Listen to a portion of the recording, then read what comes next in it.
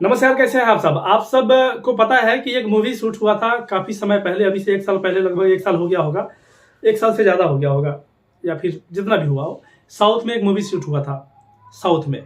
तो उसमें काफ़ी सारा मतलब न्यूज़ वायरल हुआ था कि साउथ मूवी कर रहे हैं खेसारी लाल यादव। हालाँकि वो मूवी जो था भोजपुरी था, भोजपुरी मूवी शूट हुआ है और उसमें साउथ के काफ़ी सारे कलाकार हैं उसमें, एक्ट्रेस भी साउथ के ही हैं और एक्टर भी हैं। काफ़ी सारे उसमें गुंडे जो हैं, जो गुंडे का रोल करते हैं, वो सब साउथ के ही हैं। तो उसके फ़िल्म मेकर जो है, उसमें से काफ़ी सारे लोग साउथ के हैं। तो वो साउथ वाला जो मूवी जो शूट हुआ था, वो मूवी भी शूट हुआ था साउथ में ही।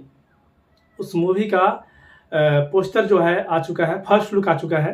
वो फर्स्ट लुक आ चुका है, काफ़ी दमदार है और पोस्टर देखने से लग रहा है, और नाम जो इसका मेन जो नाम है, फ़िल्म का जो नाम है, देखने से लग रहा है कि ये मूवी एक भोजपुरी में नया क्रांति लेकर आएगा, अगर स्टोरी में दम हुआ तो।